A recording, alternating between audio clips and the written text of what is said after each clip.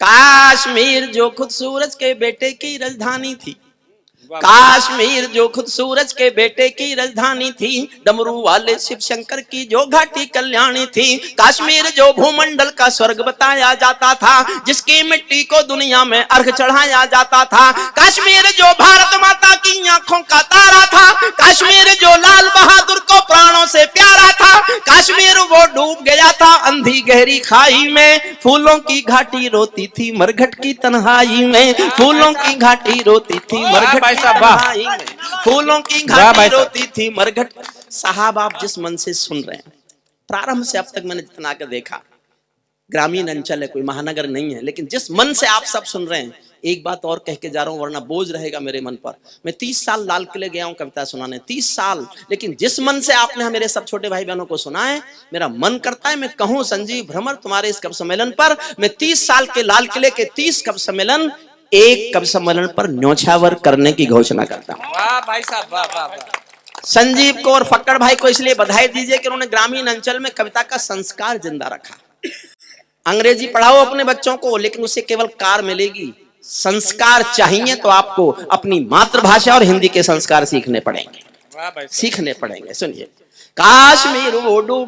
काश्मीर वो डूब गया है अंधी गहरी खाई में, फूलों की घाटी रोती है मरघट की तन्हाई में। ये अग्नि गंधा मौसम की बेला था, वो अग्नि ये अग्नि गंधा मौसम की बेला था, ये अग्नि गंधा मौसम मलबेला था, गंधों के घर बंदूकों का मेला था। मैं भारत की जनता का संबोधन हूँ, आंसू के अधिकारों का उद्बोधन हूँ, आंसू के अधिकारों का उद्बोधन हूँ, इसीलिए दरबारों को दर्पण दिखलाता फिरता था। मैं घायल घाटी के दिल की धड़कन गाता फिरता था, मैं घायल घाटी के दिल की धड़कन। 29 साल गाया मैंने हमने नारों में गाया था सब कश्मीर हमारा था, हमने नारों में गाया था सब कश्मीर हमारा था। जब जब भी छू कर देखा हिम चोटी के अंगारा था, जब जब भी छू कर देखा हिम चोटी में अंगारा था। काश्मीर था जहां तमंचे थे केसर की क्यारी में, काश्मीर था जहां रुदन था बच्चों की किलकारी में, काश्मीर था जहां तिरंगे झंडे फाड़े जाते थे, 47 के बंटवारे के घाव उघाड़े जाते थे। काश्मीर था जहां हौसलों के दिल तोड़े जाते थे, खुदगर्जी में जेलों से हत्यारे छोड़े जाते थे, खुदगर्जी में जेलों से हत्यारे। वाह भाई साहब, सल्यूट करता हूं आपको, अभिवादन करता हूं। मेरी सारी थकान भी उतर गई, मैं 7 दिन से सोया नहीं हूं, मेरा सारा थकान उतर गई, नींद खुल गई, और अब मैं मन से आपको कविताएं सुनाऊंगा। काश्मीर था जहां जेलों से हत्यारे छोड़े जाते थे, अपहरणों की रोज। बैठा है गुणवीर, वीर रस के कवियों से ये उम्मीद की नहीं जाती को कविता लिखेंगे।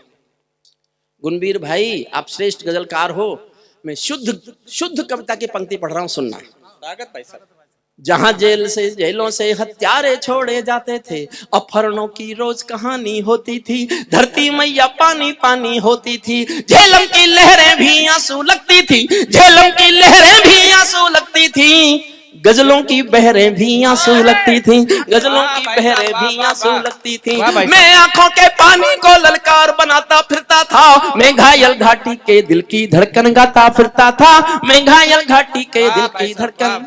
काश्मीर था जहां गर्द में चंदा सूरज तारे थे, झरनों का पानी रक्तिम था झीलों में अंगारे थे। काश्मीर था जहां फिजाएं घायल दिखती रहती थी, गर्म हवाएं घाटी का राशि फल लिखती रहती थी। काश्मीर था जहां दरिंदों की मनमानी चलती थी, घर घर में AK-56 की दर्द कहानी चलती थी। काश्मीर था जहां हमारा राष्ट्रगान शर्मिंदा था, भारत माँ को गाली देकर भी खलनायक जिंदा था, भारत माँ को गाली देकर भी भारत माँ को। और मैं किस क्रोध में बोलता था, सत्ताओं के सरकारों के सामने खड़े होकर मैंने ये भाषा बोलने के लिए कितना बड़ा रिस्क लिया होगा, क्या क्या प्रलोभन छोड़े होंगे, लेकिन मैं ये भाषा बोला सुनना, ये भाषा बोला मैं सुनना।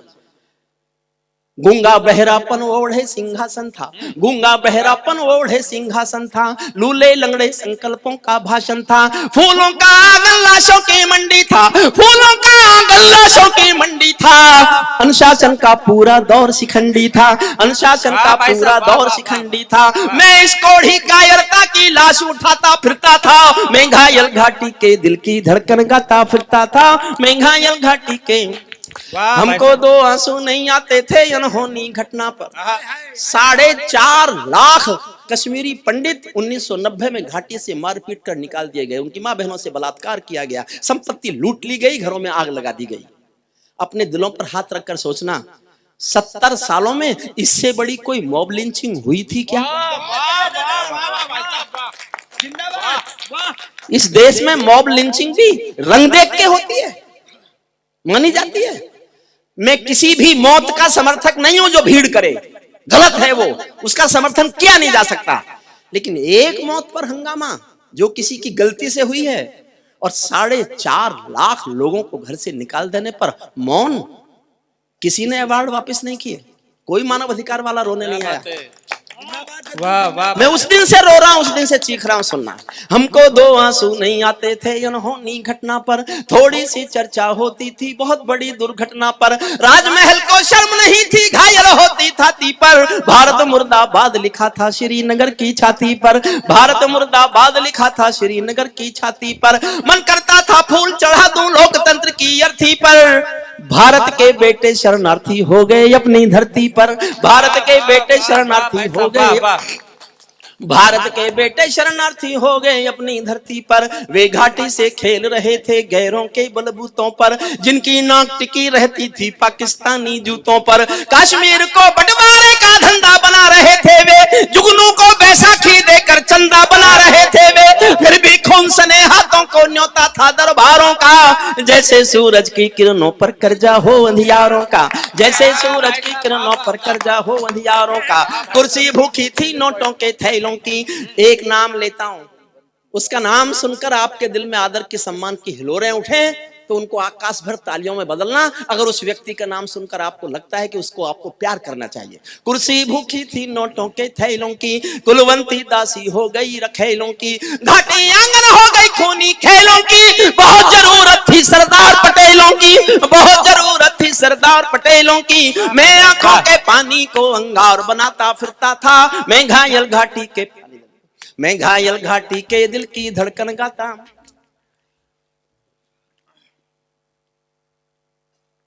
अब एक छंद जोश में पढ़ूंगा, बहुत जोश में। मैं 3 दिन पहले बंगलौर था, मेरे मुंह से निकल गया कि मैं जोश में पढ़ूंगा, लेकिन मैं चाहता हूं जनता मुझसे भी ज्यादा जोश में आके सुने। ऐसे निकल गया मेरे मुंह से। फिर मेरे मुंह से यह निकल गया कि मैं यहां से हार के जाना चाहता हूं। आप मुझसे ज्यादा जोश में सुन लेना, मेरी हार हो जाएगी और यही मेरी जीत है, यही मुझे मिलने वाला आपका इनाम है। मैं हस्तिनापुर में अपने घर में संजीव के इस कार्यक्रम में, फक्कड़ भाई के कार्यक्रम में यही अनुरोध करता हूं कि मुझसे ज्यादा जोश में आप सुन लेना, मुझे हरा देना। मुझे लगे कि मेरा पढ़ने में जोश कम है, आपका सुनने में जोश ज्यादा है, और ये हार ही मेरी जीत है। मैं मंच के भाई बहनों से भी निवेदन करता हूं, वो भी मुझे जमाने में सहयोग करें। स्वागत भाई साहब, क्योंकि आप पैसे लेके पढ़ रहे हो, मैं बिन पैसे। और मुझे आज पहली बार पता चल रहा है कि बिन पैसे पढ़ो तो लोग ज्यादा सुनते हैं। भाई साहब जोश में आए पूरा सदन। हुजूर कहां जा रहे हैं? इसे कहते हैं जोश। बिना पढ़े आ गए जोश में। मन से सुनिए, अच्छा लगे तो। मैं जोश में पढ़ूंगा, आप जोश में सुनेंगे, और आप सुनेंगे, मैं दावा करता हूं। जब चौराहों पर हत्यारे महिमा मंडित होते हों, जब चौराहों पर हत्यारे महिमा मंडित होते हों, जब चौराहों पर हत्यारे महिमा मंडित होते हों, भारत मां की मर्यादा के मंजर मंडित होते हों, जब कच्छ भारत के नारे हों गुलमर्गा की गलियों में, शिमला समझौता जलता हो बंदूकों की नलियों में, तो केवल आवश्यकता थी हिम्मत की खुददारी की, 56 इंची सीने से ही आशा थी दमदारी की, 56 इंची सीने। वाह भाई साहब, वाह वाह वाह। मैं हारा और आप जीते साहब, यही मेरा इनाम है, यही मेरा पुरस्कार है। लेकिन जो जी साहब, अरे बैठिए साहब, इसकी जरूरत नहीं, टाइम बर्बाद होगा। इतनी देर में तो मैं 2 लाइन और पढ़ दूंगा। आप अभी आ रहे हैं? आइए, मैं पहला कवि हूं साहब। जगह ये नहीं थी तालियों की, जल्दी कर गए आप। जो मुझे कहना था वो आ गए, इसलिए फिर उसी जोश में लौटना। फिर पढ़ता हूँ, जब चौराहों पर हत्यारे महिमा मंडित होते हों, भारत माँ की मर्यादा के मंजर खंडित होते हों, जब कश भारत के नारे हों गुलमर्गा की गलियों में, शिमला समझौता जलता हो बंदूकों की नलियों में, तो केवल आवश्यकता थी हिम्मत की खुददारी की, केवल केवल आवश्यकता थी हिम्मत की खुददारी की, 56 इंची सीने से ही आशा थी दमदारी की, संविधान को बदल दिया है घाटी गैर नहीं होगी, जहां तिरंगा नहीं मिलेगा उनकी खैर नहीं होगी, जहां तिरंगा नहीं मिलेगा, वाह भाई साहब, जहां तिरंगा नहीं मिलेगा उनकी खैर नहीं होगी, जिनको भारत की धरती ना भाती हो, भारत के झंडों से बदबू आती हो, जिन लोगों ने मां का आंचल फाड़ा हो, दूध भरे सीने में चाकू गाड़ा हो, मैं उनको चौराहों पर फांसी चढ़वाता फिरता था, मैं घायल घाटी के दिल की धड़कन गाता। अंतिम छंद सुनना, अंतिम छंद सुनाता, अंतिम छंद। वो अभी भी समझ नहीं रहा, कभी कहता मेरे पास पटाखे हैं। अच्छा, एक मोटी सी बात उसके समझ में क्यों नहीं आती, वो धमकी किसको दे रहा है? एटम बम है मेरे पास, एटम बम, चल मान लिया है तेरे पास, और वैज्ञानिक ये बताते हैं कि अगर दोनों देशों ने एटॉमिक वार की तो 25-25 करोड़ लोग मरेंगे। मैं गंगा के किनारे दुखी मन से कह रहा हूं, हम तैयार हैं, 25 करोड़ मरने को तैयार हैं। अगर तेरे 25 करोड़ मर गए तो रेगिस्तान है ना पाकिस्तान, तो खत्म हो जाएगा। अगर उसमें इतना भी ज्ञान नहीं है, हमारा क्या बिगड़ रहा है? हम तो वैसी जनसंख्या कानून के लिए परेशान है। उस रैली में फंसा मैं आज, उस रैली में फंसा। अगर मेरा वश चले, मैं तानाशाह हूं, तो 5 साल तक हिंदुस्तान में एक भी व्हीकल नहीं बनना चाहिए और एक भी बच्चा नहीं पैदा होना चाहिए। 5 साल तक बच्चे ही नहीं, व्हीकल भी। शोर मचा रहे हैं, ऑटो में बड़ी मंदी आ गई, ऑटो में बड़ी मंदी आ गई। इन गधों को ये नहीं पता कि जब 2 साल बाद इलेक्ट्रिक कार आने वाली हैं, तुम क्यों बनाए जा रहे हो डीजल की कारें? कौन खरीदेगा इनको? बेवकूफ समझते हो लोगों को, और फिर कहते हो मंदी आ गई हमारी कार नहीं बिक रही। क्यों बिके तुम्हारी कार? 2 साल बाद इलेक्ट्रिक आएंगी, वो खरीदेंगे। हमारी ले जाओ तुम उठा के।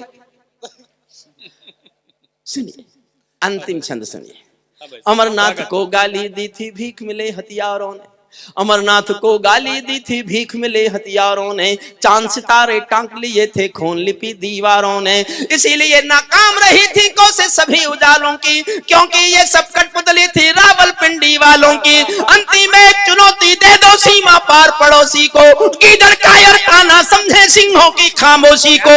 हमको अपने खट्टे मीठे बोल बदलना आता है, हमको अब भी दुनिया का भूगोल बदलना आता है, हमको अब भी दुनिया का भूगोल बदलना आता है। दुनिया के सरपंच हमारे थानेदार नहीं लगते, भारत के प्रभुसत्ता के को ठेकेदार नहीं लगते, तीर हमारे तनी कमानों वाले जब भी छोड़ेंगे, जैसे ढाका तोड़ दिया लाहौर कराची तोड़ेंगे, जैसे ढाका तोड़ दिया क्या डरना अमेरिका की बाधाओं से, आंख मिलाओ दुनिया के दादाओं से, दिल्ली वालों भारत को बलवान करो, 5 नहीं 100 एटम बम निर्माण करो, 5 नहीं 100 एटम। अब मैं एक और कविता सुनाता हूं। जो मैं अब कविता सुना रहा हूं, मैंने बहुत गुस्से में लिखी। गुस्से में इसलिए लिखी कि ये अब भी डरता क्यों नहीं है। एयर स्ट्राइक हमने कर ली, सर्जिकल स्ट्राइक हमने कर ली, 370 हमने हटा दी, 35 से हमने हटा दी, सब कुछ कर लिया, फिर भी नहीं डरता। दुनिया में कोई उसके साथ नहीं है, टर्की और मलेशिया को छोड़कर। चीन भी नहीं है, चीन भी नहीं है, पर वो मौका परस्त है, उसने बहुत जमीन ले रखी है वहां पीओके में, एक कॉरिडोर बना रखा है, वो उसकी वजह से कभी कभी उसको बहका देता है कि हाँ तू ठीक है। 2 मुल्क दुनिया में केवल उसके साथ आए, 202 देशों में केवल मलेशिया और टर्की, और कोई भी मुल्क उसके साथ नहीं है। ये हमारी कूटनीतिक विजय है, और ये मान लेना चाहिए साहब। मैं राजनीति पर कभी बोलता नहीं हूँ, किसी की तारीफ करता नहीं हूँ, लेकिन मोदी जी जिस दिन हिंदुस्तान से विदेश यात्रा पर गए थे, आखिरी यात्रा पर, उस दिन वो हिंदुस्तान के बड़े नेता थे, लेकिन जिस दिन वो लौटकर भारत की धरती पर आए, वो विश्व के बड़े नेता बनकर आए। इस बात को स्वीकार। दुनिया के इतिहास में एक ही यात्रा ने किसी एक आदमी के कद को इस तरह से विस्तारित किया हो, ऐसा इतिहास मैंने तो नहीं पढ़ा, मैंने तो नहीं पढ़ा। मौका ही नहीं देता खिलाफ लिखने का। सबसे ज्यादा नुकसान में तो मैं हूं। अपन तो सरकार की बुराई करके ताली बजवा लेते थे, मौका ही नहीं। जब आए थे तो कहा था देखने लिखने नहीं दूं खिलाफ, और मैं कई बार कोशिश करता हूँ, जो भी कहता हूँ ये होना चाहिए वही कर देता है। मैंने नोटबंदी के लिए कविता लिखी, कर दी। 3 साल पहले मैंने लिखी थी, 1913 में मैंने कविता लिखी, 16 में नोटबंदी हुई। मैंने फूड सिक्योरिटी एक्ट बनवाया, मैंने भूख पर कविता लिखी, संसद में फूड सिक्योरिटी एक्ट आया। फूड सिक्योरिटी मैंने 370 पर कविता लिखी, हटा दी अगले ने। मैं जनसंख्या पर लिखना सोच रहा हूं, उससे पहले बना देगा कानून। मौका ही नहीं देता, वरना तो सरकारों के खिलाफ कविता लिखना हमारा फर्ज है, हमारा धर्म है। कविताएं सरकारों के समर्थन में होती नहीं है कभी। जब जब कविताएं सरकारों के समर्थन में आएंगी, या तो कविता मर जाएंगी या सरकार गिर जाएंगी। मैंने तो जीवन में लिखा नहीं कभी। मैं 40 साल से हिंदुस्तान की हर सरकार का स्थायी विपक्ष हूं। बस मैंने एक कविता लिखी पक्ष में, जब अटल बिहारी वाजपेयी जी ने परमाणु विस्फोट किए तो मेरे से रहा नहीं गया, मैंने उनके समर्थन में कविता लिख मारी और उन्हीं को जा सुनाई। बड़े खुश हुए, बोले बहुत अच्छी कविता लिखी है। मैंने कहा जी 2 बातें होंगी, या तो मेरी कविता बचेगी या आपकी सरकार। और इतिहास में लिखा है कविता बची सरकार गिरी। वाह भाई साहब। उसके बाद फिर मैंने भी सोचा कि क्यों लिखो पक्ष में, कोई अच्छे काम कर रहा है तो करता ही रहे, उसके पक्ष में मत लिखो, वरना 2 बातें होंगी, अपनी कविता की भी क्यों हार कराएं। एक कविता से मैंने इसलिए मैंने लिखी गुस्से में कि डरता क्यों नहीं है, ये डरता कैसे। पहली 2 लाइन तय करेंगे कि इस तेवर को आप सुनने को तैयार हैं कि नहीं। आपको ठंड लग रही होगी, मुझे भी गर्मी लग रही है, और मेरी कविताओं में आपको कम से कम ठंड तो नहीं लगनी चाहिए, ऐसा मैं सोचता हूं। पहली 2 लाइन तय करेंगे कि इस तेवर को आप सुनने को तैयार हैं कि नहीं। पहली 2 लाइन, अगर आधे लोगों ने ताली बजाई तो आधी कविता सुनाऊंगा, चौथाई ताली उठी तो चौथाई, और एक एक व्यक्ति की ताली मुझे सुनने को मिल गई तो पूरी कविता सुनाऊंगा। 2 लाइन सुनना। कैसे डरता है ये पड़ोसी, ये पाकिस्तानी गालों पर दिल्ली के चांटे होते। मैंने बहुत गुस्से में लिखी है और गुस्सा गाया नहीं जाता, मेरी अकेली कविता है जिसको मैं गाता नहीं हूं, बाकी सब गा के पढ़ता हूं। इसको सुन लीजिए बस। ये पाकिस्तानी गालों पर दिल्ली के चांटे होते, गर हमने 2 के बदले में 20 शीश काटे होते। वाह भाई साहब, यही सुनाऊं साहब? तो एक बार जोरदार तालियां बजा के, अपनी भी नींद उतारी और मेरी भी नींद उतारी। हमारे सैनिकों का सर काटा गया और हम बातचीत करते रहे। मैंने अर्जुन से पूछा, मेरा छोटा भाई है प्रज्ञा मेधा में, अभी हमारे आपको शायद शुरू में बताया गया होगा, ये 2 कवि हमारे 25 दिन इंग्लैंड में कविता पाठ करके आए। अर्जुन सिसोदिया और अशोक चार, बताया ना ये, यहाँ इस बात के लिए सम्मान हुआ आपका कि नहीं? ये दोनों कवि अभी लौटे हैं, 3 दिन पहले दोनों आए हैं, और 26 दिन अंग्रेजों ने जो हमारे देश में राज करके हमको सताया था, बदला लेने के लिए हमने इनको भेजा, और ये 26 दिन अंग्रेजों को सता के आए वहां पर। हालांकि अंग्रेज इनके पल्ले नहीं पड़े होंगे। अब जो वहां बस गए जाकर के, वो भी अंग्रेजी हैं हमारे लिए, तो जब देश छोड़ गए जो लोग, वो काहे के हमारे। लेकिन इन दोनों कवियों का हम स्वागत करते हैं हस्तिनापुर की धरती पर। दोनों ओज के श्रेष्ठ स्वर 26 दिन इंग्लैंड की धरती पर इन्होंने कविता पाठ किया। भारत सरकार की ओर से भेजे गए थे। 8 कवियों का डेपुटेशन था, 8 कवियों का प्रतिनिधिमंडल था, जिसमें ये 2 कवि हमारे थे। संजीव भाई ने जिन 2 कवियों को बुला करके, आपके 2 अतिरिक्त शॉल लगते, इन दोनों का स्वागत होना चाहिए था। मुझे याद नहीं रहा, वरना मैं ले आता हम दोनों का भी। आप तालियां बजाकर दोनों का स्वागत कर दें। पिछली बार मुमताज गई थी, शायद पिछली बार मुमताज जी गई थी उस प्रतिनिधिमंडल में। आप इतनी दूर क्यों बैठे? ये अरुण, ये चौबे जी भी गए थे पिछली बार। मतलब जिनको इस देश में जिन दिनों थोड़ा कार्यक्रम कम मिलते हैं। भाई साहब, ये बात बताने की क्या जरूरत थी? बात निकल लेते। अच्छा मुमताज जी, आप इतनी दूर क्यों बैठी हैं हमसे? हमारे यहाँ ये भेदभाव है नहीं इतना। हाँ, तो आप ये क्या क्या क्या ऐसे क्यों कर रहे हैं आप? हम तो आपको उतने आदर देते हैं जितना अनिल चौबे को। अच्छा, हम आपको बाबा के पास नहीं बिठाते, हम दिमाग से दूर रखना चाहते हैं आपको। ये जो बाबा का दिमाग है ना, देखो, अगर मेरी बात समझ जाओ तो ही ताली देना, तो ही रिएक्शन करना, वरना मत देना। जो बार बार कहते हैं ना, मैं दिमाग का काम है, दिमाग का काम है, दिमाग का काम है। आदरणीय बाबा खिचड़ी जी, बस कष्ट एक ही है, आपका ये दिमाग है ना, ये दिल में पहुंच गया। और जिसका दिमाग दिल में पहुंच जाए उससे डरना चाहिए। चाहे वो आसाराम हो, चाहे राम रहीम हो, चाहे खिचड़ी बाबा हो, चाहे कोई भी हो, चाहे रामपाल हो। गुणवीर भाई क्या है, गुणवीर भाई बचना चाहिए। जिनके दिल में दिमाग आ गया वो कुछ भी हो सकता है, कम से कम कभी तो नहीं हो सकता। कौन? अच्छा, इनकी आंखें खराब नहीं, कान भी खराब है। आप समझ रहे हो जो मैं इनसे कह रहा हूं ये कोई सुन रहे हैं? अगर सुन रहे होते तो मुझे मारते नहीं अब तक। हमें स्नेह करते हैं, बहुत बहुत अजीब व्यक्तित्व है ये। सुनिए, मन से कविता सुनिए। तो मैं बता रहा था कि मैंने अर्जुन से पूछा कि हमारे सैनिक का सर काट के पाकिस्तान अपनी सीमा में ले गया, क्या करेगा उसका? अच्छा, आप खुद सोचो, आपके मन में सवाल नहीं उठेगा कि हमारे सैनिक का सर काट के वो अपनी सीमा में ले गया, क्या करेगा उसका?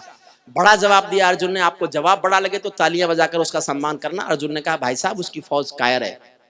1971 में जिस मुल्क की फौज के त्राण में 1000 लोग हथियार फेंक दें, उस मुल्क की फौज आज भी कायर ही होगी। वो शायद अपनी कायर फौज को दिखाना चाहता है कि बहादुर हिंदुस्तानी फौजी बेटे का सर होता कैसा है, जो कट तो सकता है कभी झुक नहीं सकता। मैंने लिखी क्यों गुस्से में कविता, उसके लिए मुझे केवल 10 सेकंड और देना। मैंने एक कहानी पढ़ी, छोटी सी कहानी। एक पिंजरे में पालतू तोता था किसी के पास। एक दिन मालिक ने तोते से कहा, मैं पड़ोसी गांव जा रहा हूं, मेरी बात ध्यान से सुनना, क्योंकि इन लोगों में पढ़ा लिखा मैं ही हूं। अच्छा, इस पर क्यों हंस रहे हैं आप? शक है क्या? इस पे क्या? अच्छा, कई तो इनमें ऐसे बैठे हैं जिनसे मेरी डिग्री बोलनी नहीं आती। विश्वास कीजिए, मैंने आज से 30 साल पहले एलएलडी की थी। और कोई कानून जानने वाले बैठे हो तो उनको इतना पता होगा कि दुनिया की कानून की आखिरी डिग्री है एलएलडी, जिसके बाद कोई कानून में पढ़ाई नहीं है। ये मैं हंसी में नहीं कह रहा हूं, हंसी में नहीं कह रहा हूं। गुणवीर राणा ने पता चला कि मैंने एलएलडी कर ली तो मुझसे पूछा, क्या किया भाई साहब? मैंने कहा एलएलडी कर ली। तो मुझसे छूटते ही बोला, आप बीएड नहीं कर सकते थे? मुझे तो उस दिन पता चला कि ये बिहार में टॉप करके आया है। मेरी बातें इसलिए ध्यान से सुनना। अच्छा, लेकिन गुणवीर बड़ा ज्ञानी आदमी, इतना श्रेष्ठ गजलकार कवि। इन्होंने सोचा, मैंने अपने मन में सोचा रात को कि यार इसने मुझसे क्यों कहा कि बीएड नहीं कर सकते। जब मुझे पढ़ाना ही था तो बीएड करके प्राइमरी में पढ़ा लेता, एलएलडी करके यूनिवर्सिटी में पढ़ा के कौन सा तीर मार लिया, रहा तो मास्टर ही ना। मास्टर मास्टर है, चाहे कहीं पढ़ाए, किसी को पढ़ा। सुनिए मन से, मेरी इसलिए बात ध्यान से सुनना। पिंजरे में तोता था उसके पास। एक दिन उसने कहा, मैं पड़ोसी गांव जा रहा हूं, तेरा शाम तक का खाना मैंने पिंजरे में रख दिया, खा लेना। तोता बोला, मालिक उस गांव में मेरे गुरुजी रहते हैं। तो मालिक बोला, मैं क्या करूं? बोले, उनको मेरी राम राम बोलो जाके। मालिक ने कहा, मिलेगा तो बोल दूंगा। मालिक पड़ोसी गांव गया, जाके पूछा, मेरे पिंजरे के पालतू तोते का कोई गुरु है क्या? एक बूढ़ा तोता उठ के आया, उसने कहा, मैं हूं। तो उसने कहा, मेरे पालतू तोते ने तुमको राम राम भेजी है। बूढ़े तोते ने सुना और मर गया। मालिक लौट के आया, तोते ने आते ही पूछा, मेरे गुरुजी मिले? मालिक बोला, काय का तेरा गुरुजी? मैंने तेरी राम राम बोली, वो तो सुनते ही मर गया। इतना सुनते ही पिंजरे का तोता भी मर गया। सुनना मैं कहना क्या चाहता हूं, पिंजरे का तोता भी मर गया। जब मालिक ने पिंजरा खोला तो तोते की आत्मा कहती चली गई कि मालिक तुम समझे नहीं, मेरे गुरु ने मेरे लिए संदेश भेजा है कि जिसको आजाद होना है उसे मरना आना चाहिए, उसे मरना आना चाहिए। और ये कहानी मैंने इसलिए सुनाई, ये कोई भूतपूर्व कवि है और क्या हमारा भविष्य इससे अच्छा क्या? यही बनेंगे हम और क्या? यही चक्कर लगा रहा। सुनहरी लाल तुरंत जी, चंदा मामा दूर के सुनाई थी, प्लॉट कोटे थे, प्लॉट नहीं काटे ना चंदा पे, आज प्लॉट नहीं काटे आज इन्होंने। चलिए, तो मैंने इसलिए कहानी सुनाई आपको। हम 1947 में आजाद हुए, लेकिन दिल पर हाथ रखकर सोचो, क्या उसके बाद हम कभी एक साथ मरने को तैयार हुए?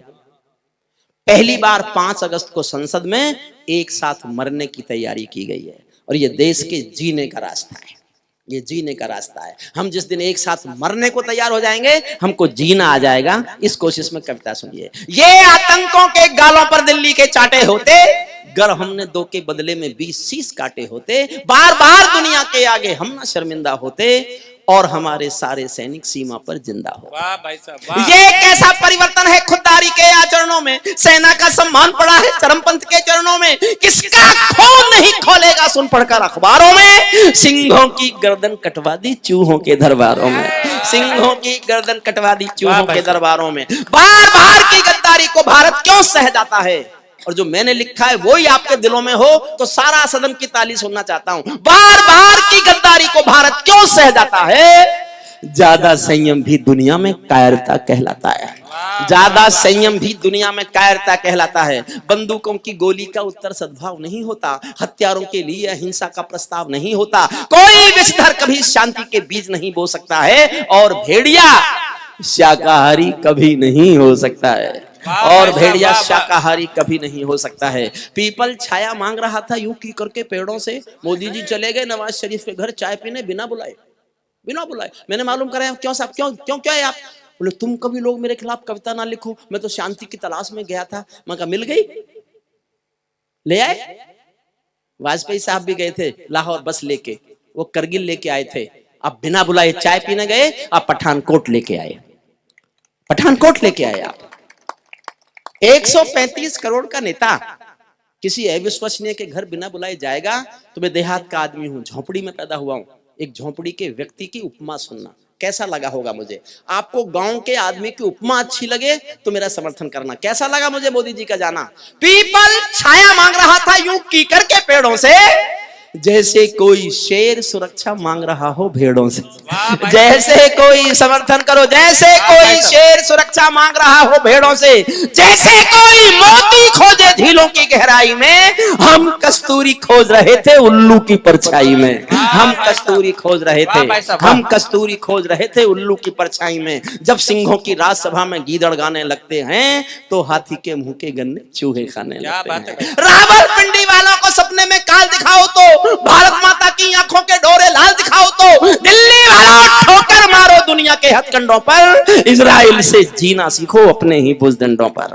इजराइल से जीना सीखो, इजराइल से जीना सीखो अपने ही भुजदंडों पर। कश्मीर में एक विदेशी देश दिखाई देता था, संविधान को ठुकराता प्रवेश दिखाई देता था। वे घाटी में भारत के झंडों को रोज जलाते थे, सेना पर हमला करते थे, खूनी भाग मनाते थे। हम दिल्ली की खामोशी पर शर्मिंदा रह जाते थे, भारत मुर्दाबाद बोलकर वे जिंदा रह जाते थे। क्या बात। सेना पर पत्थरबाजों को केवल इतना बतला दो, बतलाना भर काफी है अब तो। और अगली पंक्ति एक इतिहास है। अपने छोटे भाई अशोक चारण और अर्जुन सिसोदिया जो बहुत मैं जिन पर गर्व करता हूं, मुझे ऐसा लगता है कि ये हमारी ध्वजा और ज्यादा ऊपर और ज्यादा आगे जाएगी, और ज्यादा आगे जाएगी। मैं हंसी के खिलाफ नहीं हूं साहब, चाहे वो सुनहरी लाल तुरंत हो, चाहे हमारे आदरणीय हम हंसी में कुछ भी बोले, खिचड़ी बाबा हो, कोई भी। लेकिन एक बात ध्यान से सुन लो, आप जिसके साथ खुल के हंस सकते हो ना, उसके साथ केवल 24 घंटे बिता सकते हो, केवल 24 घंटे। लेकिन जिसके साथ आप खुल के रो सकते हो, उसके साथ पूरी एक उम्र गुजार सकते हो। इस बात को याद रखिए। ये वो सब है जो पूरी उम्र गुजार रहा है, इनको पूरी उम्र गुजारनी पड़ रही है, पूरी उम्र गुजारनी पड़ रही है। कहां था मैं भूल गया, कहां था? हाँ, सेना पर पत्थरबाजों को केवल इतना समझा दो, ये गांधी के गाल नहीं है, उनको इतना बतला दो। ये गांधी के गाल नहीं है, ये गांधी के गाल नहीं है, उनको इतना। और एक मैंने भी समर्थन कभी किया नहीं किसी का, लेकिन साहब कोई काम बहुत अच्छा लगे तो कुछ तो मुंह से निकलता है, मेरे मुंह से भी निकलता है। मैं देखना चाहता हूं ये निकलना ठीक मानते हैं आप या गलत मानते हैं। जिनके कारण पूरी घाटी जली दुल्हन सी लगती थी, पूनम वाली रात चांदनी चंद्र ग्रहण सी लगती थी, जिनके कारण माँ की बिंदी दाग दिखाई देती थी, वैष्णो देवी माँ के घर में आग दिखाई देती थी, उनके पैरों बेड़ी जकड़ी गई बधाई देता हूँ, उनके फन पर एड़ी रगड़ी गई बधाई देता हूँ, उनके फन पर रगड़ी गई बधाई देता हूं। जो घाटी में खड़े हुए थे हत्यारों की टोली में, खूनी छींटे छिड़क, हुजूर वापस आइए, प्लीज वापस आओ और यहीं बैठ जाओ। ये भारत की संसद नहीं है जिसका मन करेगा उठ के चल देगा। ये अदब की महफिल है हस्तिनापुर की। संजीव जानते हो कितनी मेहनत करता है पूरे साल। माफी चाहता हूं आपको, माफी चाहता हूं, हाथ जोड़ता हूं आपके। आप ऐसे मत जाइए और खड़े तो बिल्कुल मत होइए। मैंने जिन सरकारों पे लिखा है वो बैठ गई। अखिलेश जी से पूछ कर देखना किसने गिराई।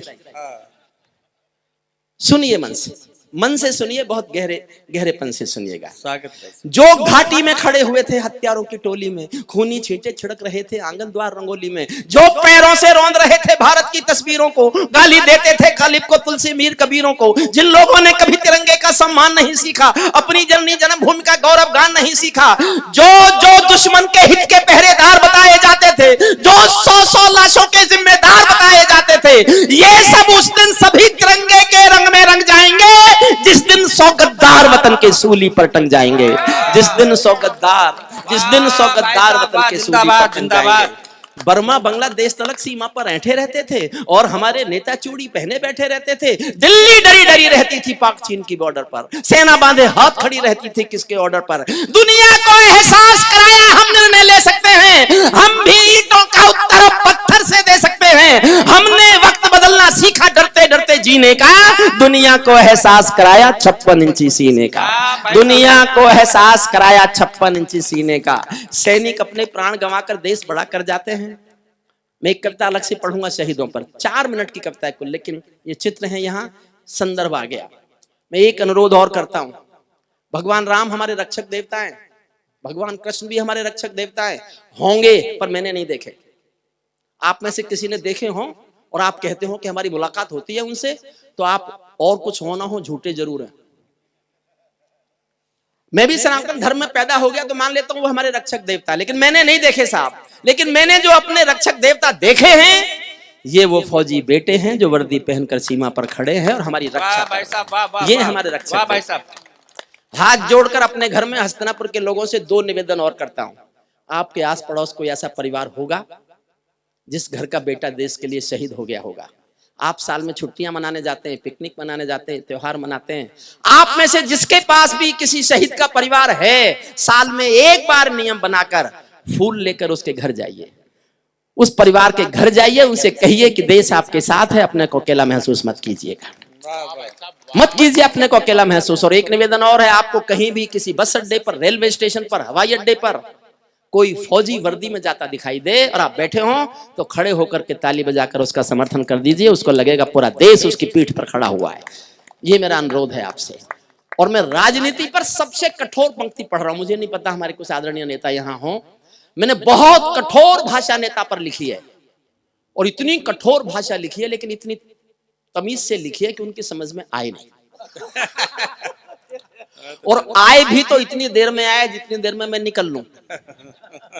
अच्छा, मैं आप सबसे अनुरोध करता हूं कि आप सोचना, इससे सख्त बात कोई नेताओं के लिए बोल सकता है क्या? मैं बोल सकता हूं, मैं ही बोल सकता हूं। हद लगेगी आपको, लेकिन मैं बोल रहा हूं और आपको लगे कि मुझे बोलना चाहिए था तो मेरा समर्थन करना। सैनिक अपने प्राण गंवाकर देश बड़ा कर जाते हैं, सैनिक अपने प्राण गंवाकर देश बड़ा कर जाते हैं, बलिदानों की बुनियादों पर राष्ट्र खड़ा कर जाते हैं। जिनको मां के बलिदानी बेटों से प्यार नहीं होगा, उन्हें तिरंगे को लहराने का अधिकार नहीं होगा, उन्हें तिरंगे को लहराने का अधिकार नहीं होगा। सिंहासन के माने होते हैं सिंहों का शासन हो, आचरण सिंहासन के माने होते हैं सिंहों का शासन हो।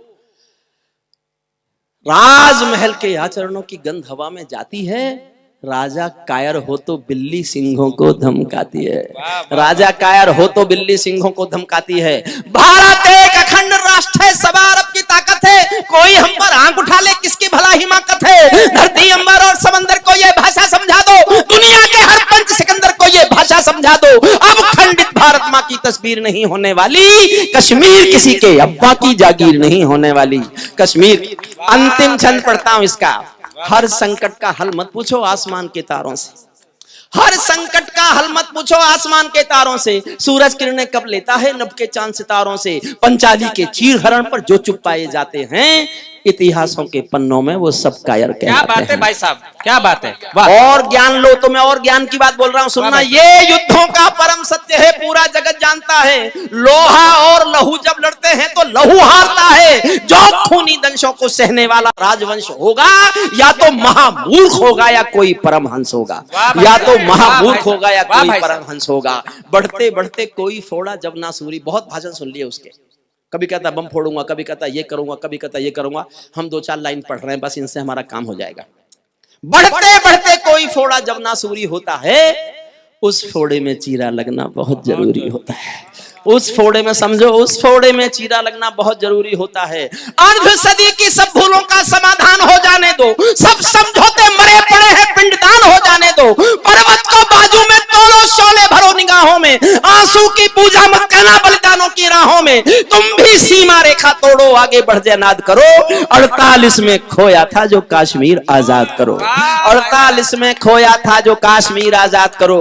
और अर्जुन और अशोक चारण, दो पंक्तियां मैंने लिख दी। स्वागत भाई साहब। अब कोई बुरा माने तो माने, मेरे बारे में कोई आरोप लगाए तो लगाए, मैंने लिख दी तो लिख दी। दो पंक्तियां ध्यान से सुनने। स्वागत भाई। 48 में खोया था जो कश्मीर आजाद करो, पीढ़ी तुमको याद करेंगी कल स्वर्णिम इतिहासों में। हाँ, पीढ़ी तुमको याद करेंगी कल स्वर्णिम इतिहासों में। युगों युगों तक महकोगे तुम भारत माँ की सांसों में, युगों युगों तक महकोगे तुम। अब मैं एक कविता आपको और सुना देता हूँ, करगिल। अच्छा, करगिल से पहले चाहो तो मोदी सुना दो, छोटी छोटी दो सुना दो, कोई उठेगा तो नहीं? अच्छा, कोई एक भी व्यक्ति ऐसा है जो दो नहीं सुनना चाहता?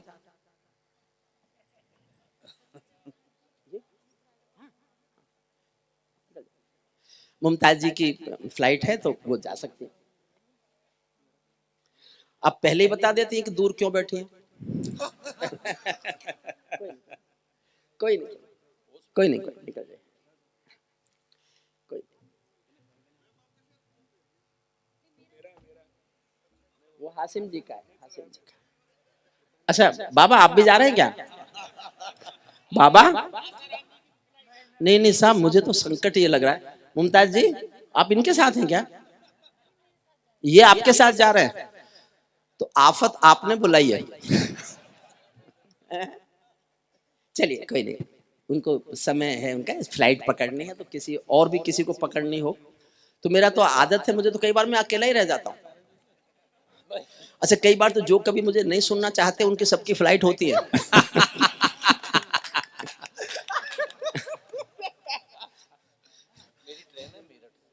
इसकी तो मेरठ से ट्रेन है, चिंता में अभी तो कुछ नहीं। अभी तो मैंने कितनी देर पढ़ा है, थोड़ी देर पढ़ा है। मैं 3 मिनट मोदी और 3 मिनट करगिल के शहीदों पर, 8 मिनट आपकी और मांगता हूं बस। एक मोदी जी पर थोड़ा सा तो बोल के क्या हुआ? और अच्छा देखो इनका चलना देखो, आपको लग रहा है ये चश्मा नकली लगा रखा है कि नहीं लगा रखा है? कोई नहीं, निकल। अरे बाबा निकलो ना।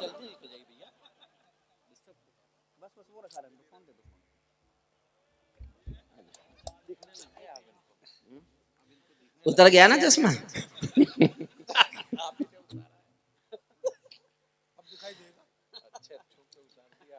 दिखने लगा ना, दिखने लगा। चलो, कितने खुश हैं।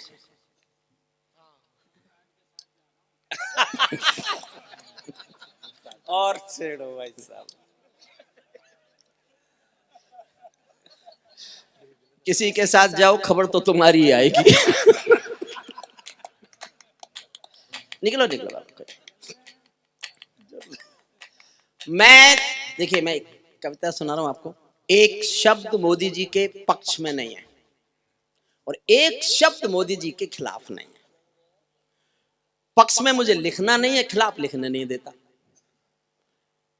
फिर भी मेरी कुछ मांगे हैं जो अपनी सरकार से किसी को भी करनी चाहिए, मैं कर रहा हूं। आप सुन लीजिए, 4 मिनट सुनाऊंगा बस। एक कविता का पहला छंद और एक कविता का अंतिम छंद, और 3 मिनट की कविता करगिल के शहीदों पर है। मैंने मेरठ के कैप्टन मनोज तलवार की शहादत, जब उनका शव आया था, मैंने लिखी थी, मैं आपको सुना के जाऊंगा। मैं ताजों के लिए समर्पण वंदन गीत नहीं गाता, मैं ताजों के लिए। थके तो नहीं सब? ऐसी बताइए। देखिए मैं ऐसी नहीं, ऐसा ना आपने लगे मैं जबरदस्ती जिद करके पढ़े जा रहा हूँ, पढ़े जा रहा हूँ, पढ़े जा रहा हूँ। एक तो मुझे 2 अनुभव आज हुए। एक तो अपने आप जाओ बिना बुलाए और पैसे नहीं लो तो जनता थोड़ा सिंपैथी से सुनती है। और गला भी ठीक चलता है। कल से तुम सब लोग ऐसे किया करो जैसे मैंने किया। मैं ताजों के लिए समर्पण वंदन गीत नहीं गाता, दरबारों के लिए कभी अभिनंदन गीत नहीं गाता। कौन भले हो जाऊं लेकिन मौन नहीं हो सकता मैं। चौथी पंक्ति समझना, आपको हरिओम पवार समझ में आ जाएगा। वाह भाई हरिओम कुमार क्या है, एक पंक्ति में समझाता हूँ फिर पढ़ता हूँ। मैं ताजों के लिए समर्पण वंदन गीत नहीं गाता, दरबारों के लिए कभी अभिनंदन गीत नहीं गाता। गौन भले हो जाऊं लेकिन मौन नहीं हो सकता मैं, पुत्र मोह में शस्त्र त्याग कर द्रोण नहीं हो सकता मैं। सल्यूट करता हूँ आपका, अभिवादन करता हूँ साहब, सर झुका के अभिवादन करता हूँ।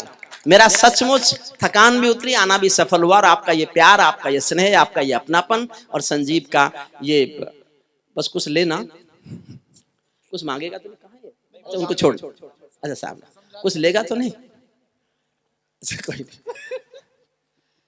पुत्र मोह में शस्त्र त्याग कर द्रोण नहीं हो सकता मैं, कितने ही पहरे बैठा दो मेरी क्रुद्ध निगाहों पर, मैं दिल्ली से बात करूंगा भीड़ भरे चौराहों पर। मैं गाथा वाचन करता हूँ सिंहासन परिवर्तन की, अच्छे दिन आने वाले हैं नारों के आकर्षण की। कभी किसी भी प्रलोभन में मेरी कलम नहीं बिकती, और किसी भी डर के आगे दिन को रात नहीं लिखती। मैं शब्दों की क्रांति ज्वाल हूँ, वर्तमान को गाऊंगा, जिस दिन मेरी आग बुझेगी मैं उस दिन मर जाऊंगा, जिस दिन मेरी आग बुझेगी मैं उस दिन मर जाऊंगा। सिंहासन वाले पंखों से उड़ता नहीं मिलूंगा मैं, सिंहासन वाले पंखों से उड़ता नहीं मिलूंगा मैं, राजभवन के कालीनों से जुड़ता नहीं मिलूंगा मैं धरती पर इंकलाब के स्वर की एक निशानी हूँ, गाते गाते अंगारा हूँ, लिखते लिखते पानी हूँ, गाते गाते अंगारा हूँ, लिखते लिखते पानी हूँ। सत्ता का आकर्षण मेरी, ये कोई गर्वोक्ति नहीं कर रहा हूं मैं। आप में से जो राजनीति में रुचि रखते होंगे, कुछ लोग जानते होंगे, 14 में चुनाव हुए, टिकट मांगने वाले हजारों थे, मिले हुए टिकट को लौटाने वाला सिर्फ मैं था, सिर्फ मैं। और बाबा रामदेव आज तक मेरे पे जब चाहते ताना मार देते हैं। उनके हिस्से में कुछ टिकट आए होंगे, उन्होंने मदद की थी उस पार्टी की, तो मैं क्यों लड़ूं, मेरे से लड़ना नहीं आता, मुझे राजनीति नहीं आती। मैं 1975 में जयप्रकाश नारायण की आंदोलन की कोख से पैदा हुआ कवि हूं। मैंने 1975 में मीसा भोगा, जेपी मेरे कंधे पर हाथ रखकर भाषण देते थे, लेकिन मुझे राजनीति नहीं आती, मैं राजनीति में नहीं गया, वही गा रहा हूं और आपसे आशीष मांग रहा हूं, सुनना। सत्ता का आकर्षण मेरी भूख नहीं, शाल दुशाला चंदन मेरी भूख नहीं, सरकारी अभिनंदन नहीं चुने मैंने, राजनीति के बंधन नहीं चुने मैंने, पदम पुरस्कारों की चाह नहीं करता, दरबारों की मैं परवाह नहीं करता, कलम सिपाही बनकर जिंदा रहता हूँ, भूखे बच्चों से शर्मिंदा रहता हूँ, भूखे बच्चों से शर्मिंदा रहता हूँ, पगडंडी से लाल किले तक जाता हूँ, झुग्गी झोपड़ियों के आंसू गाता हूँ, झुग्गी झोपड़ियों के आंसू गाता हूँ, दरबारों में कविता का सम्मान नहीं झुकने, लेकिन कवि का दरबारों में मैं कवि का शीश नहीं झुकने दूंगा, कविता का दरबारों से सम्मान नहीं झुकने दूंगा, कविता का दरबारों से संग्राम नहीं रुकने। भारत माँ के घर में नया बसंत दिखाई देता है, वंशवाद की परंपरा का अंत दिखाई देता है, वंशवाद की और सामने जिस दिन समर्थक हुआ, परिचय मेरा 20 साल से, जब वो मुख्यमंत्री भी नहीं बने थे तब से मैं उनके साथ उठता बैठता हूं, लेकिन प्रभावित किस दिन हुआ, एक घटना से प्रभावित हुआ मैं, सुनना। भारत माँ के घरों में, और आपको लगे कि ये घटना प्रभावित करने वाली थी तो समर्थन करना। भारत माँ के घरों में नया बस, गुणवीर राणा को तो मैं एक ही बात कहता था, आएगा तो और ये चिढ़ जाता था क्योंकि इनको यकीन नहीं था कि आएगा। भारत माँ के घर में नया बसंत दिखाई देता है, वंशवाद की परंपरा का अंत दिखाई देता है, तुमने उस दिन परंपरा का सूरज एक उगाया था, तुमने उस दिन परंपरा का सूरज एक उगाया था, जिस दिन तुमने संसद की चौखट पर शीश झुकाया था, जिस दिन तुमने संसद की चौखट पर शीश झुकाया था। बहुत बधाई देता हूं मैं परिवर्तन के नायक को। एक और ज्ञान देता हूं, आप जिसके साथ उठते बैठते रहे हों, अगर वो देखते ही देखते देश का सबसे बड़ा आदमी बन जाए, तो फिर उसके साथ आपका क्या रिश्ता है, ये तय करने का अधिकार बड़े आदमी पे मत छोड़ना। ये तुम ही तय करना कि तुम्हारा उससे क्या रिश्ता है। मैं अपना रिश्ता तय करता हूं और अपने घर में आपका प्यार मांगता हूं। सुनना, बस मैं ये जीना चाहता हूं। तुमने जिस दिन परंपरा का सूरज एक उगाया था, जिस दिन तुमने संसद की चौखट पर शीश झुकाया था, बहुत बधाई दी है मैंने परिवर्तन के नायक को, लेकिन कैसे मर जाने दूंगा आंसू के गायक को। आप विजय के जननायक हो, मैं पीड़ा का गायक हूँ। आप राजपथ के नायक हो, मैं जनपथ का नायक हूँ। आप राजपथ के नायक हो, मैं जनपथ का नायक हूँ। निर्वाचन ने सौंपा है सम्मान तुम्हारे हाथों में, लोकतंत्र की मां संसद का मान तुम्हारे हाथों में, संविधान के पालन का अरमान तुम्हारे हाथों में, तिलक गोखले गांधी का वरदान तुम्हारे हाथों में, अमर तिरंगे की सौंपी है शान तुम्हारे हाथों में, सौंप दिया है पूरा हिंदुस्तान तुम्हारे हाथों में, सौंप दिया है पूरा हिंदुस्तान। जनादेश में आज आपकी सबसे ऊंची थाती है, दिया तुम्हारा तेल तुम्हारा और तुम्हारी बाती है। आज आपके कर कमलों में टूटी हुई कमान नहीं, और पगों के नीचे कोई गिरता हुआ मचान नहीं। आज आपके ऊपर नभ है, नीचे ठोस धरातल है, और आपकी सौगंधों में गंगा मैया का जल है, और आपकी सौगंधों में गंगा। विजय किसी की नहीं, विजय ये परिवर्तन के यश की थी, विजय किसी की नहीं, विजय ये संकल्पों के यश की। और एक पंक्ति समझ जाओ तो ये मेरा सारांश है इस चुनाव के नतीजे का। विजय किसी की नहीं, विजय ये संकल्पों के यश की थी, और पराजय सेना पर शक करने के यश की थी, और पराजय सेना पर शक। मैं छोड़ता हूं इसको, अंतिम छंद सुनाता हूं आपको। देखिए मैं दोनों कविता सुनाना चाहता, अंतिम एक छंद सुन लो। स्वागत भाई। ये सौगंध तुम्हारी है, मैं देश नहीं बिकने दूंगा, देश नहीं मिटने दूंगा, मैं देश नहीं झुकने दूंगा, है मेरा विश्वास कभी सौगंध नहीं तोड़ोगे तुम, भारत माँ की सेवा का अनुबंध नहीं छोड़ोगे तुम। ऐसा कुछ कर जाओ पूरा देश देखता रह जाए, देश नहीं भूमंडल का परवेश देखता रह जाए, देश नहीं भूमंडल का परवेश। आज जिन्होंने सागर किनारे उनको प्लास्टिक चुनते हुए देखा होगा, साहब सैल्यूट, मैं तो सैल्यूट करता हूं। और मैं अनुरोध करता हूं कि सब केवल 10-10 मिनट अपने घर के आसपास ये स्वच्छता अभियान चला लो, हम गांधी का सपना पूरा कर सकते हैं। गांधी का सपना पूरा कर सकते हैं, केवल 10-10 मिनट, 10-10 मिनट, 10-10 मिनट। ऐसा कुछ कर जाओ। 10 लाइन पढ़ रहा हूं, ये मेरी 10 मांग है, वो मैंने हटा दी जो पूरी कर दी, जो अभी पूरी होनी बाकी है वो अभी भी है, अभी भी चिल्ला रहा हूं मैं। ये मांगे पूरी कराने की मैं तो गाता रहूंगा, करेंगे नहीं करेंगे तो मैं तो गाता रहूंगा। एक एक लाइन में एक एक डिमांड करता हूं, आपको लगे कि ये मांग हमारी पूरी होनी चाहिए तो मेरी एक एक मांग का समर्थन करना। ऐसा कुछ कर जाओ पूरा देश देखता रह जाए, देश नहीं भूमंडल का स्वर्ग, देश नहीं हुजूर बैठ प्लीज। अच्छा कोई बात नहीं, कोई बात नहीं, कोई बात नहीं। ऐसा कुछ कर जाओ पूरा देश देखता रह जाए, देश नहीं भूमंडल का परवेश दे। पहली मांग, संसद को गुंडों से दागी चेहरों से खाली कर दो। इतनी तालियों से नहीं होगी साहब, मेरा साथ दो कराना चाहते हो तो। मैं स्पष्ट बोलता हूं, अगर हमको कश्मीर में एक भी आतंकवादी नहीं चाहिए तो हमको संसद में भी एक भी गुंडा नहीं चाहिए, नहीं चाहिए हमको संसद में गुंडा। संसद को गुंडों से दागी चेहरों से खाली कर दो, भूखे मरते हुए किसानों के घर खुशहाली भर दो, भूखे मरते हुए किसानों के घर खुशहाली भर दो, भूखे मरते हुए किसानों के घर खुशहाली भर दो। लाल चौक में भारत मां की जयकारों के स्वर दे दो। अभी तो कर्फ्यू है, इसके बाद जो होना चाहिए, लाल चौक में भारत मां की जय। मेरी राय सर कश्मीर पर अलग है, मैं कविता लिख रहा हूं, अभी पूरी नहीं हुई। मेरा एक मत है, हिंदुस्तान की, पूरे हिंदुस्तान की, हम सबकी जिम्मेदारी है, हम कश्मीर के बेटी बेटों को एक बात समझाएं कि हमने कश्मीर भारत में नहीं मिलाया, हमने भारत को कश्मीर में मिलाया है।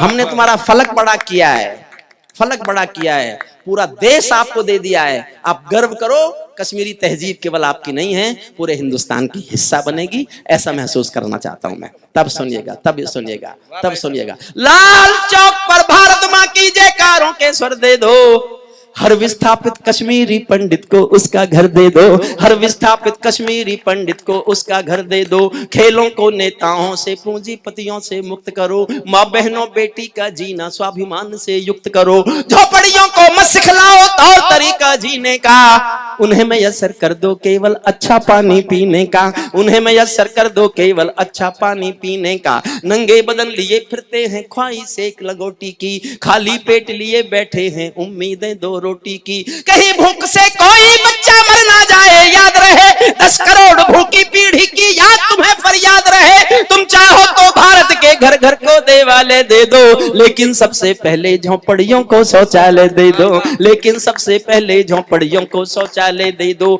ऐसा कुछ कर जाओ पूरा देश देखता रह जाए, देश नहीं भूमंडल। अंतिम पंक्तियां सुनना इस कविता की। ऐसा लगे कि सबका साथ तुम्हारे दिल की इच्छा है। वाह। अगर तुम यकीन दिला दो कि तुम्हारे दिल में ही ये है, सबका साथ, सबका विकास, सबका विश्वास, तो फिर तो आप ही आप हो, 19 क्या 24 भी। लेकिन यकीन दिलाओ, यकीन दिलाओ, ऐसा लगे कि सबका साथ तुम्हारे दिल की इच्छा है। सामाजिक सद्भाव तुम्हारी सबसे कड़ी परीक्षा है, सामाजिक सद्भाव तुम्हारी सबसे कड़ी परीक्षा है। ऐसा लगे कि गुजराती बेटा गांधी का सपना। अंतिम एक एक लाइन सुनना है। और देखो साहब, पक्षपात तो हमारे देश में चलता है। एक पंक्ति का पक्षपात मैंने भी किया है, केवल एक पंक्ति का। बारिश आएगी, मैं जल्दी से पढ़ देता हूं। ऐसा लगे कि सबका साथ, ऐसा लगे कि सबका साथ तुम्हारे दिल की इच्छा है। सामाजिक सद्भाव तुम्हारी सबसे बड़ी परीक्षा है। ऐसा लगे कि गुजराती बेटा गांधी का सपना है। ऐसा लगे कि भारत का सरपंच हमारा अपना है। ऐसा लगे कि 1.25 अरब की आबादी का दमखम हो। ऐसा लगे कि भारत की सब तहजीबों का संगम हो। ऐसा लगे कि देशद्रोहियों को तुमने ललकार दिया। ऐसा लगे कि भारत मां का हर दुश्मन धिक्कार दिया। ऐसा लगे कि काले धन का पूरा खेल हिल गया है। ऐसा लगे कि दिल्ली को सरदार पटेल मिल गया है। ऐसा लगे कि दिल्ली को सरदार। वाह भाई साहब, ये ओस चू रही है कि बारिश आ रही है? तो मुझे 4 मिनट और देंगे, केवल 4 मिनट, 4 मिनट दे दीजिए। मैं करगिल के शहीदों पर एक छोटी सी कविता सुनाना चाहता हूं, आप सुन लीजिए बस। कविता के नाम पर गुणबीर राणा जैसे बड़े गीतकार को कोई कविता समर्पित की जा सकती है, तो मेरे पास ये एक कविता है। वो जिन गीतों की चर्चा कर रहे थे गुणबीर, वो मैं मंचों पे सुनाता नहीं हूं, क्योंकि गीत सुनाने वालों को पैसे नहीं मिलते।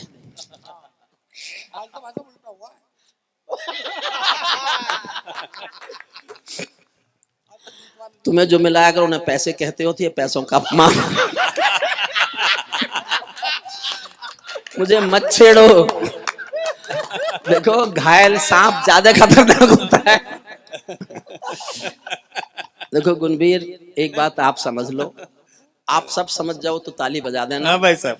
जब अर्जुन ने अपने हथियार पेड़ पर टांगे थे, तो किन्हीं कारणों से हथियार पेड़ पर टांग दिए थे। इसका अर्थ ये नहीं था उनको चलाना भूल गया है।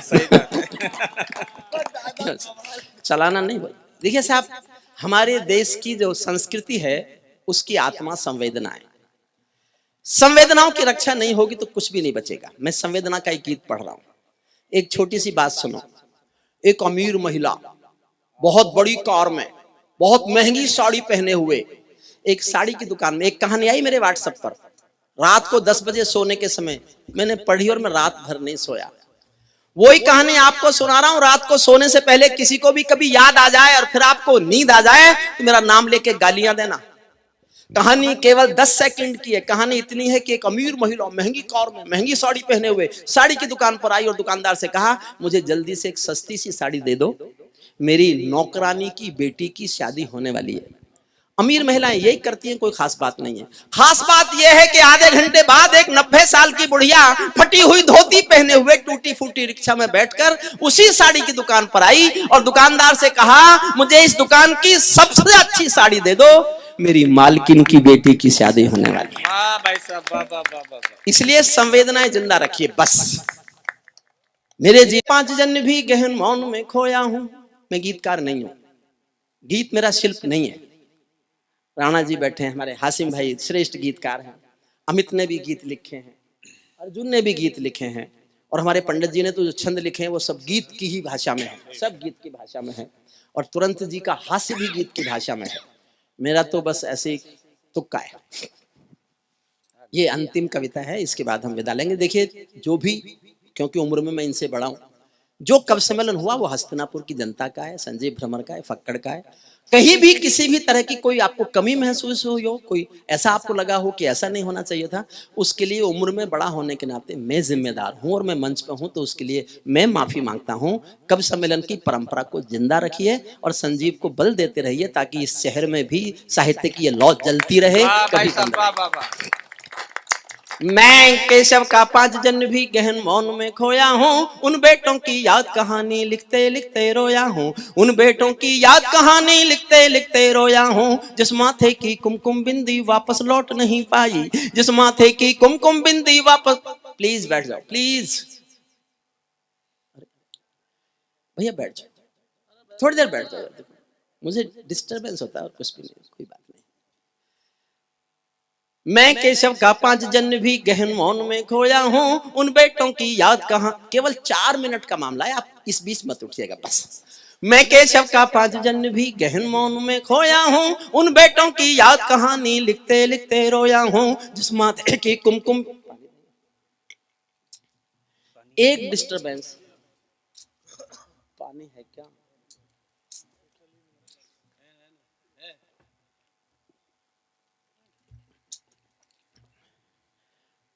फक्कड़ जी आप जगह बदल रहे हैं, हो गया। संजीव क्या हुआ? तो सामने बैठे और पानी चाहिए नहीं? अरे मुझे नहाना थोड़ा ही है। फिर से पढ़ता हूँ, 4 मिनट मुझे दीजिए।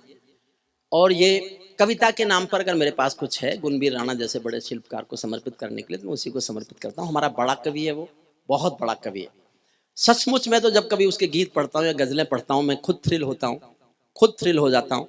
और ये उसका विनम्रता ऐसी है कि वो सबको स्नेह से, छोटों को बड़ों को बहुत प्यार से रखते हैं। कुर्ते मुझे उल्टे देते हैं और अपने इन कुर्तों को, जो उस पर चाय पड़ गई तो मेरा बता दिया। इसको भी कहना मेरा है, मैं इतने खराब कुर्ते पहनता हूं क्या?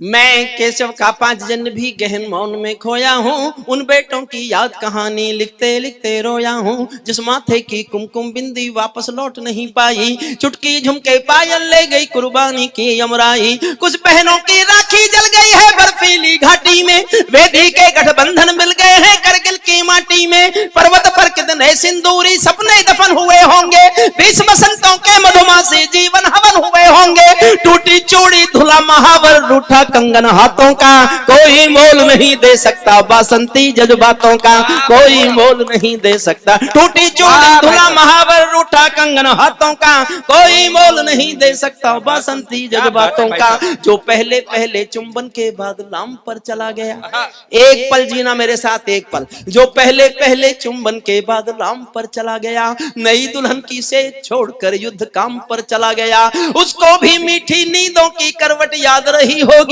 उसको भी मीठी नींदों की करवट याद रही होगी, खुशबू में डूबी यादों की सलवट याद रही होगी, खुशबू में डूबी यादों की सलवट याद रही। और मैं जीवन की श्रेष्ठ, जो मैंने एक ही पंक्ति लिखी है, मैंने, ये मेरा अहंकार नहीं है गुणवीर भाई, ये मेरा अहंकार नहीं है, मैं दिल से बोल रहा हूं, मैंने केवल एक पंक्ति अच्छी लिखी है। और हस्तिनापुर के प्यारे लोगों, मुझे बहुत आशीष दे देना तालियों से, अगर मैंने ऐसी एक पंक्ति और लिख ली तो मैं घोषणा कर दूंगा मैं कवि हो गया हूं। मेरे जीवन की सबसे अच्छी पंक्ति संजीव भ्रमर के इस महा उत्सव में समर्पित करता हूं हस्तिनापुर की जनता को सुनता।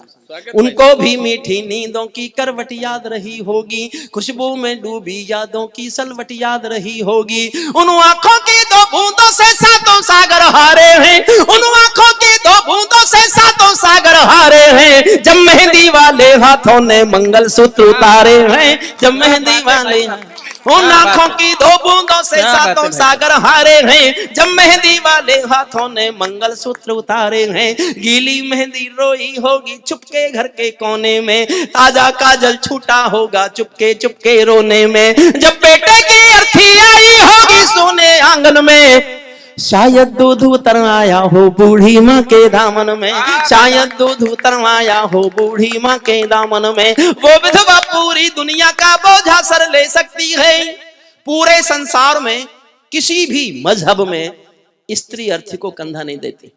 भरतपुर के पास एक गांव है अजान राजस्थान में, वहां का एक बेटा शहीद हुआ वीरेंद्र सिंह।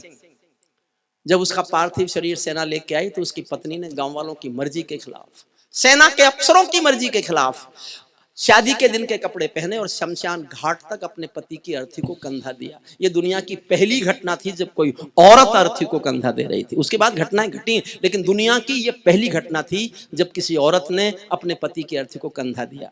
जो घटना दुनिया में पहली बार घटे वो तो स्वयं एक महाकाव्य है। फिर भी मैंने एक पंक्ति लिखी है, उसको सहेजना। जब बेटे की अर्थी आई होगी सोने आंगन में, शायद दूध उतरवाया हो बूढ़ी माँ के दामन में, वो विधवा पूरी दुनिया का बोझा सर ले सकती है, वो विधवा पूरी दुनिया का बोझा सर ले सकती है, जो अपने पति की अर्थी को भी कंधा दे सकती है, जो अपने पति की अर्थी को भी कंधा दे सकती है। मैं ऐसी हर देवी के चरणों में सिर झुकाता हूँ, इसीलिए मैं कविता को हथियार बनाकर गाता हूँ, इसीलिए मैं कविता को हथियार बनाकर गाता हूँ। जिन बेटों ने पर्वत काटे हैं अपने नाखूनों से, क्या बात है भाई साहब। अंतिम केवल 6 लाइन पढ़ रहा हूँ, 6 लाइन, अंतिम 6 लाइन। क्या ये देश उन्हीं का है जो सीमा पर मर जाते हैं, अपना खून बहाकर टीका सरहद पर कर जाते हैं? ऐसा युद्ध वतन की खातिर सबको लड़ना पड़ता है, संकट की घड़ियों में सबको सैनिक बनना पड़ता है। जो भी कौम वतन की खातिर मरने को तैयार नहीं, उसकी संतति को आजादी जीने का अधिकार नहीं। अंतिम 6 पंक्तियां पढ़ता हूं, अंतिम 6 पंक्तियां। मैं सैनिक का शौर्य गाता हूं, सुनिएगा, सैनिक का शौर्य। जिन बेटों ने पर्वत काटे हैं अपने नाखूनों से, उनकी कोई मांग नहीं है दिल्ली के कानूनों से, उनकी कोई मांग नहीं है दिल्ली के कानूनों से।